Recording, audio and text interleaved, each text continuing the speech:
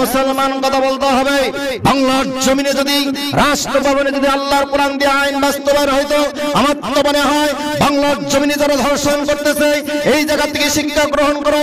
আল্লাহর কোরআন দিয়ে যদি রাষ্ট্র ভবনের আইন চালু হয়, আমার মনে হয় বাংলার জমিনে যে সমস্ত যুবকরা ধর্ষণ করার চিন্তা ভাবনা করে, আর কোরআন দিয়ে যদি আইন বাস্তবায়ন হয়, ধর্ষণ তো দূরের কথা, ধর্ষণের কথা কোনো যুবক মুখে তুলতে পারবে না। কথা বলেন ঠিক কি না?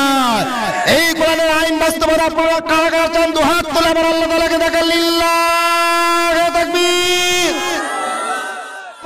কন্ট্রাক্টধারী বক্তা ৬০,০০০ টাকা ছাড়া মাহফিল আসবে না, ৫০,০০০ টাকা ছাড়া মাহফিল আসবে না, ১ লক্ষ টাকা ছাড়া মাহফিল আসবে না, ৯০,০০০ টাকা মাহফিল ছাড়া আসবে না। আমার তো মনে হয় ওই ৮ বছরের শিশু বাচ্চা যেরকম ইমান আছে বাংলাদেশের মধ্যে যে সমস্ত বক্তাগুলো যারা কন্ট্রাক্ট করে মাহফিল আসে, আমি বলি তাদের মতো তাদের ওই রকম ইমান নয়। কথা বলেন ঠিক কি না? এই জন্য আমি একটি উদ্যোগ নিচ্ছি, ১০০ বক্তা ১ পরিবার। আমার প্রিয় ভাইয়েরা, যাই হোক আমাদের ১০০ বক্তা ১ পরিবার, এটাকে আপনারা সার্চ দিলে আসবে। আপনারা কখনো মাহফিল করলে যদি মাহফিল করতে চান ইনশাআল্লাহ ফোন দিয়েন, মাহফিল করে দেব, কোনো টাকার প্রয়োজন হবে না। আমরা নিজের ইচ্ছায় যাই।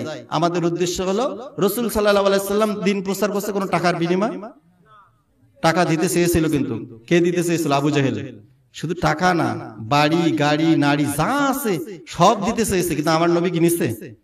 দন্দন মোবারক শহীদ করছে কিনা? তাহলে আমরা সেই জিনিসটাই ওইটাই উদ্যোগ নিয়েছি। কি করবে তোমরা ঘোড়ানোর ভান, ডাকছে তোমায় আল কোরআন ভাইরে, ডাকছে তোমায় আল কোরআন। সবার কিসমতে নেমেছে আধার, ভরে গেছি পাপে নেমেছে জুলমাত। সবার কিসমতে নেমেছে আধার, ভরে গেছি পাপে নেমেছে জুলমাত। সেরেছি আমরা কোরআন হাদিস, সেরেছি আমরা কোরআন হাদিস।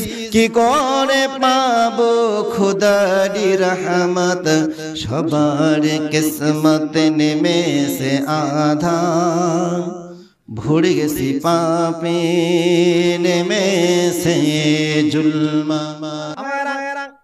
আল্লাহ রাব্বুল আলামিন পবিত্র কুরআনুল কারীমের মধ্যে বিশ্ববাসীকে জানাই দিল, লা ইয়াস্তাবি আসহাবুন নারি ওয়া আসহাবুল জান্নাহ।